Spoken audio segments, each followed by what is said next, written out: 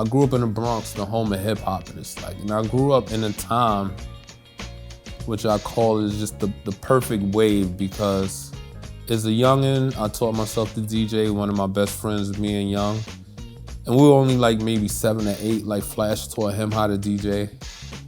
And that was like our first introduction. And it's like, for me, it's like everything that was hip hop I loved. The breakdancing, the graffiti, the breaks, the records. I always had a love for records as a kid. Hip hoppers were really into cutting breaks. And it's like, that's how I really started DJing, because I would look and I see the older guys doing this. And I was like, hey, I have that record at home. Being gifted another turntable from somebody who was throwing it out, taking a spin whip, cutting a pencil, put it in there so that way I can spin back quick, etc. Use the balance as like the fader. And with those things, I was like, okay, cool. It's like, I can't keep cutting back and forth to different records. So I was introduced to Music Factory, which was a big store that and downstairs where it's like we could get breaks and stuff that DJs would cut. That was a known store. And that's what really first got me into it really early. And it's like everything that was hip hop, I always abode by the rules of it. And it's like, it's not like today the rules are gone. You know, if you were known for a break, it's like, you know, that's your break. So it's like if Flash had a break, Theodore wasn't cutting it. If Theodore had a break, you know, Bam and them had their own. Everybody had something special to add to the table. That's why I always say it's the gift to keep giving. And it's like, for all of these years straight, this is what makes it what it is, because it's like everyone who's come in, we fueled it the same way. Seeing guys like Marley Marl, Herbie Love Bug, I could say Dr. Dre, that's a cliche answer, but there's so many unsung producers who were like the same way, even knowing who Clark was before I actually met Clark and seeing these things. And hearing, you know, radio with Marley and Awesome 2 and Africa Islam and them, it's like, you know, all these things that just were great and created a great environment and great energy. It's like the thing that I really wanted to be a part of. The spark that led me into production, when I first heard a lot of early record sampling, it's like, I was like, wow, I have those records, I could do that. But the one that really smacked the taste out of my mouth was Rakim. And being in school hearing that, and I was like, wow, this is like, and I'm not gonna say a blend, I was just like, wow, they just mixed these two records together, I could do this. And it gave me that itch to want to do it. And it's like, from that time, it's like I've always had that in the back of my mind, like, this is something I want to do. Well, when I first started trying to put samples together, I had an SB12, which probably had about that much sampling time. And going back a little, I met Finesse as a DJ making mixtapes. Without Finesse, I always tell him like, yo, you know, I give you flowers. If I meet you, I wouldn't be who I am. Finesse introduced me to the industry and co-signed me to the industry. And with that, it's like having a few $100s to buy SB12, meeting Showbiz and Diamond, and I knew AG because AG was close proximity from my hood. We used to go to the studio, and it's like where they would DJ, and it's like we would be there, he would rap. It introduced me to Finesse, and Finesse introduced me to Show, and Show was like, oh, I got a sampler you could use. He gave me an SO1. And I started putting together ideas with that, and that was the start of everything. Some of them were like, what the hell is that? But it gave me a general idea of what to do, and that was my first introduction to equipment. And that's why I always say we were from the generation, the innovative generation of imagination, because it's like we didn't have much time. We didn't have a whole computer with, 2 terabytes of space to create. We had 2.5 seconds. So whatever we wanted to do, we had to do in that much time. So when you're hearing all these records come out and people are like, oh, I'm using the SP, and it's like, wow, you did all that on this. How did you do it? As a kid, teenager, young adult, you have to imagine what you need to do to be able to lay a blueprint for a song with that. And when I got my 1200, it was when we were doing OC's album. And that was my introduction to that. And it's like, even speaking of OC's album, today is the anniversary. October 18th, 1994. And that was that. To me, that was just the start of everything. It's like after that, I felt like the Twister in Wizard of Oz, where the Twister came and it took me everywhere in the last amount of years possible. I think Funky Technician was a pivotal album. because even though no one knew who Show was, it introduced the world to showbiz and AG. Show is a producer and AG is a rapper. Not saying that we knew that they was going to be together, but also him putting them together, introducing them and forming that. Finesse is the catalyst of DITC, and it's like it's my brother, very humble dude, and I always tell him the greatness that he's embarked and embodied, because I tell him, if for me to be great, people look at me as great. If I never met you, there would be no me. So for him to kind of put all of us together, but Diamond was his own entity. Being with Finesse, we met Big L in Hard Pack, same place he met me. And he is that person which I consider like the glue guy for everything. And it's like when you have that, you have all of these people who are talented, who introduce greatness to the world. Because even though it might not be as huge as like Bad Boy and Aftermath, but it's like, there's always a fuse, or what I call a candle wick. Finesse was the candle wick, which introduced the wax, which was me and OC and AG and Big L and everybody else, to the world, which lit that and shed light on that. I could say for me, like I say, coming in, I've heard Diamond beats and I've heard Show beats, because Soul Clap was out already, Party Group was out already, I'm Not Playing was out already. Diamond was, when I met Diamond, he was doing the video, not the same day, but he was about to do the video for Best Kept Secret. And meeting him, I heard his first album. His album was just as dope as what Show was working on. And it was just as dope as the album that Finesse did. So for me to do beats, it kind of put me against the wall to be like, if you want to do this, this is the level you need to stand on. And it's like, it was very inspirational, because everything that I know, I learned from being hands-on in the studio with Diamond, being in the studio with Show and AG, and being in the studio with Finesse. So for me, it's like that was my early teaching of the foundation of the rules of the hip hop that we have, which is like people call underground. And you know, that was my start. And it's like, that's all the rules and everything that we have, I learned there. There are no rules now, but it's like, you know, when you go to school and you come under a crew, and it's like, we all came under crews. When you come under a crew, you have structure. And in music right now, there is no structure, because anybody could just walk through the door, upload it to iTunes like they say, and they can make it happen because of corporations. And in fact, I believe that it was more lucrative then than it is now, because even though you had the structure, it just wasn't the amount being thrown out so fast. You ain't have so many misses. I say we didn't have misses to the people who were the fans of the foundation, but if it wasn't radio, then it's like they consider that a miss. And for me, I learned how to navigate through underground to radio, and back to underground and back to radio, because I learned the logistics of, don't just make music for a certain person, make music for everybody. And that's what I learned to aim to do. Well, to me, always my brother. And before I made my first beat, I always wanted to work with him. And it's like, I told him that, and he was like, wow, he didn't know. Because seeing him and hearing him on Fudge Pudge, So You Take It Back. And it's like, when I heard him rhyme, I thought he was one of the most amazing, after hearing guys like Slick Rick, etc. Next thing you know, Finesse asked me to DJ with him on a tour on a Source tour. Hey, you know my DJ can't go, you wanna come and DJ for me?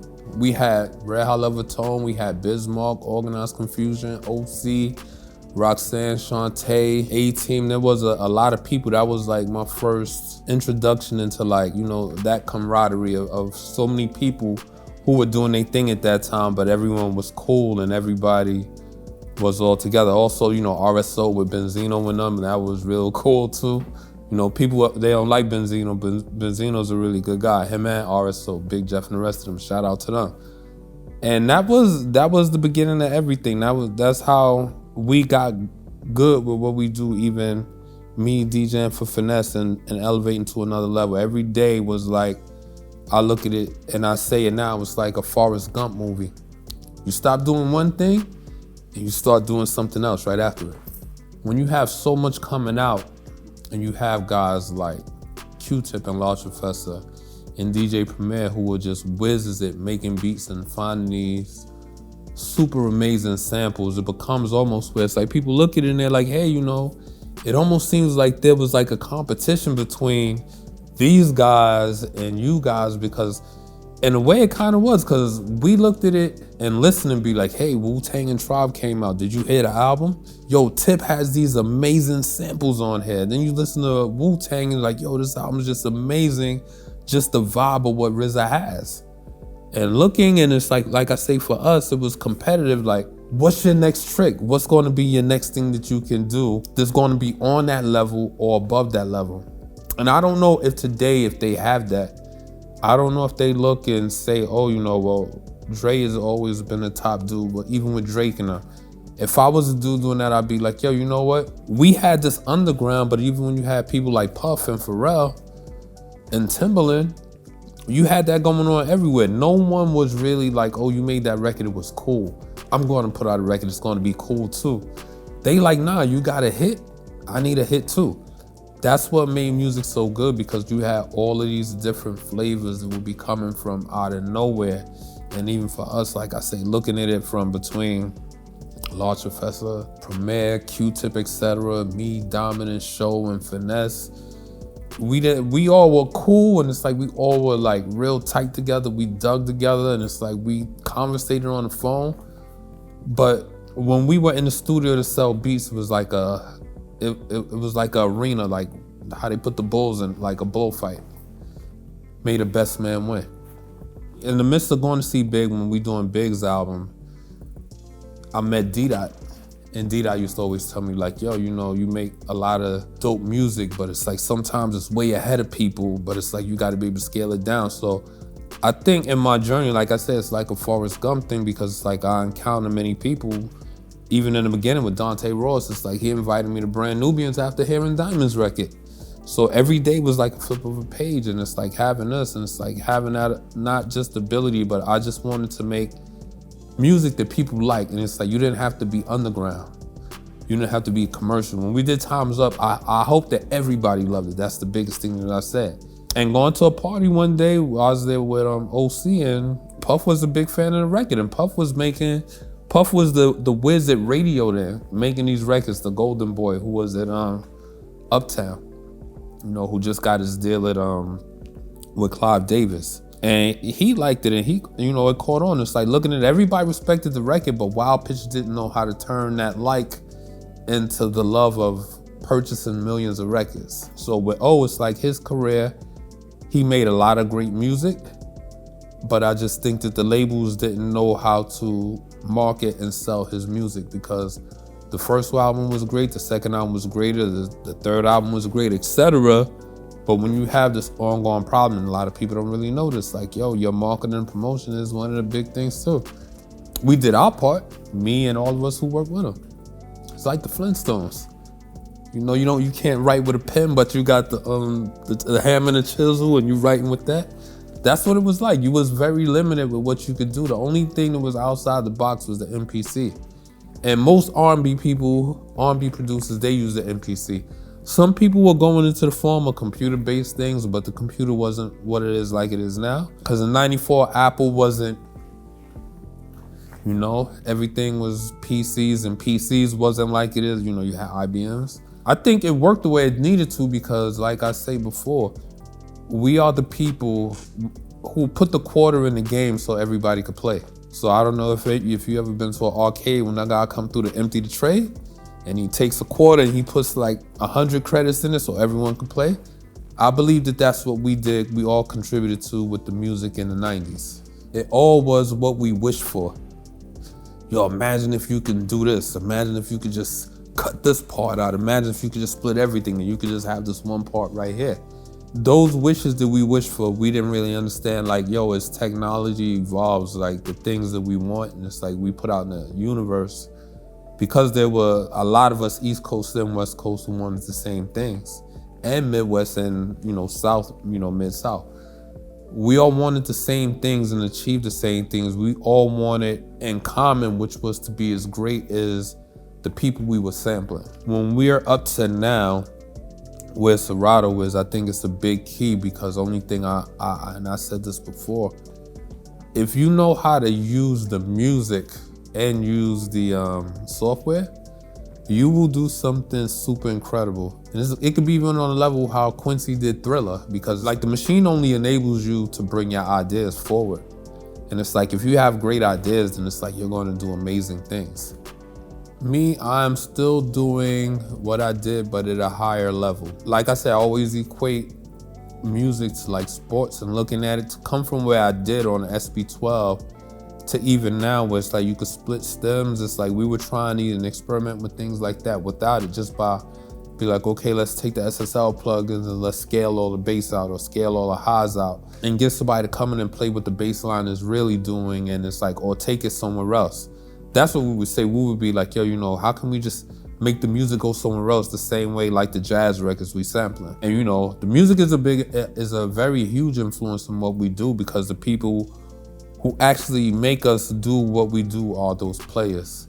Even when you have the drummers like the Clyde Stubblefields, etc., then you hear Bink and the way Bink programs the drums. That's an extension of that. When you have like us using, Dre using Mike Elizondo, you know, to play bass, etc., that's the same way as James Brown having Boosie. You know, so I think for all of us, we have this where it's like we have it in us, where we want to do something that was done before, but do it modern.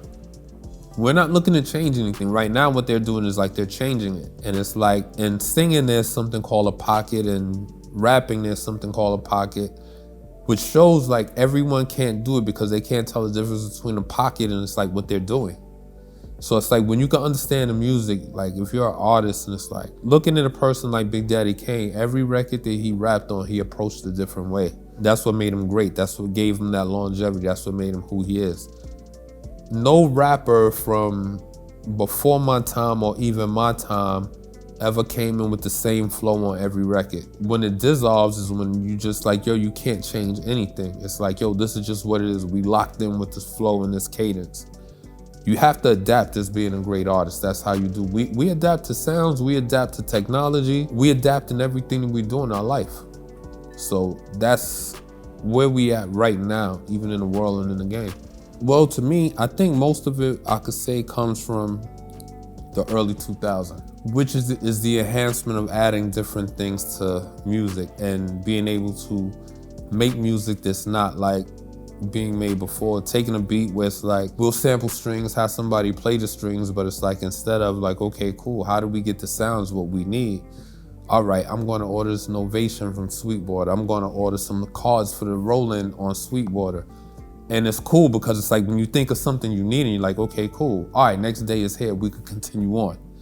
And that was the evolution of us as producers, to be able to do these things and make these marks and be like, okay, yo, you can take a sample and it's like, we could make it like the sample, but we can enhance it like we wanted to years ago. So when you have that, I believe the Sweetwater played a part in that, because they gave us the ability, because they was like, hey, whatever you need, it's like, I hate to say it, but it's like junkies on the street. If you was a person you like weed, and say the equipment was the weed, we went to Sweetwater's to get it. Like, we didn't have to physically go there, but it's like, oh, you got a credit card? All right, you got PayPal? All right, we could just go on ahead, we could order it, and it's like, it'll be there the next day. You open up your door the next day, it's sitting right there, right in front of your door, right on the side. It's a beautiful thing, man. Like, technology and it's like the evolution of things is amazing. And the people who play a part in making it is what makes the actual sport that we do what it is. And what's ill too is like they had people who will call you periodically and be like, I know you just ordered this, or hey, well, we're having a promotion on this, we have this, do you need this? The customer service is impeccable, but let me spend some money. They calling me, let me just do this. I do need this thing right here. And I think that's all in good and great service. Like, you don't feel a certain way after you spend money. And it's like, and you're also spending money to make money, which we don't really understand that. Like I understand now, because what I do, it comes back, and it's like what you guys are doing. For people like me who jump on that circle, it helps everything come back, because what happens is, when I do it, if I inspire some people, I drag them along with me, and I bring them to the party, and it's like, it keeps going like that. And that cycle is just how life works. Because looking at it, for it still to be now, and this is the quote unquote money era, like, this is it right now, because it's like, I seen people buying equipment at an alarming rate, because everyone wants to be a musician one way or another. If you are R&B producer, if you're a pop producer, if you're a hip hop producer, everyone wants to do it. And it's like everyone is looking to be that person. You know, that's their dream. It's like, I'm living my dream, and there are people who want to live their dream. Serato is the cheat code. And when you have a cheat code, you can skip certain levels of what you need to do. They did it with DJing, and now they're about to do it with production-wise, because it's like my view on how I see people are, but what they just released is something is, and he said it was going to be game-changing, but I don't think they think the impact of the game that they're going to make on it. And it's like, you have no idea, because people are looking and it's like, if there still are creatives there, the creatives, they're thinkers, and it's like they have imaginations. And those imaginations is what make the world work. Just like somebody could be like, hey, you know what, let's just make online stores. What genius made that idea? Like, who was the person who was like, yo, we could just sell things online. That way we don't need a door, we just need a warehouse and the internet, and we could sell millions of people. It's the infamous Buckwild sitting here with my brother OP. Thank you, Sweetwater, for having me come through. And thank you for providing me with tools of the trade for so long. You know, a lot of times we don't get to thank y'all in the credits, but you know, y'all need your flowers too. And I'm here, we've been here discussing all type of things, the history and the comings up in us, the benefits that we had. And we're just hoping to make this for another generation. So it could be another 30, 40, 50 years of young, great people coming in and making their mark in music.